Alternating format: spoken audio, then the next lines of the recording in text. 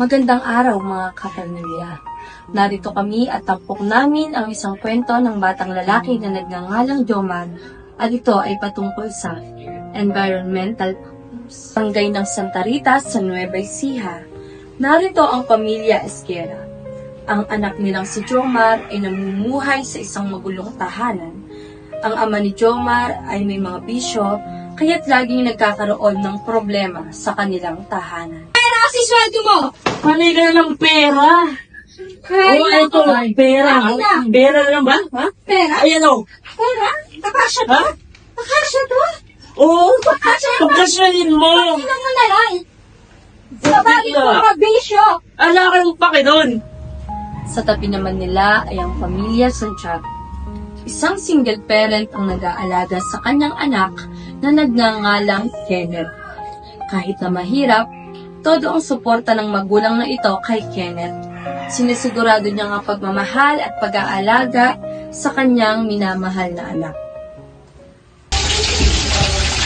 Hi, Ma. Oo, ano ka naman naman? Nasa gamay ko. Yung sa school. Okay naman po. With honor po ako. Top 1 po. Wow! Dahil dyan na ako ipapremyo ako sa'yo. Di ba, gusto mo ng bagong cellphone Yes, dahil po. malag na yung cellphone mo? Yes, yes. Binilan kita. Oh my God. Sige, dito. Ito. Wow! iPhone 15! Gagalingan mo lagi sa school. Opo, Ma. Promise ko po Proud yan. proud sa'yo si Mama. Thank you, Ma. Sa ganitong mundo, makikita ang pagkakaiba ng dalawang pamilya. Ang Esguera na nahaharap sa hamon ng bisyo at kaguluhan, at ang Santiago na puno ng pagsisikap at dedikasyon para sa kinabukasan ng kanilang anak. Kinabukasan sa paaralan, si Kenneth ay masayang ipinagmamalaki ang kanyang bagong cellphone. Regalo mula sa kanyang mama dahil sa kanyang pagsisikap sa pag-aaral. Uy, may chika ako sa inyo. Alam niyo ba, binigyan ako ng mama ko ng cellphone kasi with honor ako and tapos sa school natin. Wow, ang ganda naman. Yung may latest iPhone. Oo naman. Patingin nga ako. Ang ganda, di ba?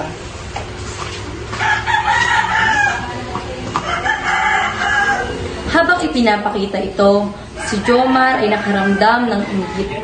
Alam niyang nag-aaral din siya ng mabuti, pero hindi siya makaiwas sa pakiramdam na sana'y siya rin ay may ganoong cellphone. Pag-uwi ni Jomar sa bahay, humihiling siya ng bagong cellphone sa kanyang mga magulang. Ngunit sinabi ng mga ito na wala silang pera para makabili. Ay, Nay. Kumain ka na dyan. May ito Ayoko dyan. kumain. Ano ayaw naman kumain? Saka naman kumain. Joke ko gusto ko ng bagong phone. Bagong phone na naman. Di ba nag-usap na tayo dyan? Wala tayong pambili niyan.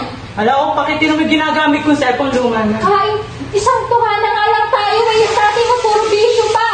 Ay mo. Gusto ko ng bagong phone. Bagong phone? Hindi tayo malaman. Buti pa ikang klase ko binibili ng bagong phone ng kanyang nana. Gusto ko ng phone. Huwag mo ako sinasagot. Anak! Gusto ko ng bagong phone. Huwag mo ako sinasagot. Buti pa yung nanay ng iba. Galit na galit ang kanyang tatay nang umuwi siya sa bahay. Dala ang balita mula sa mga chismosa.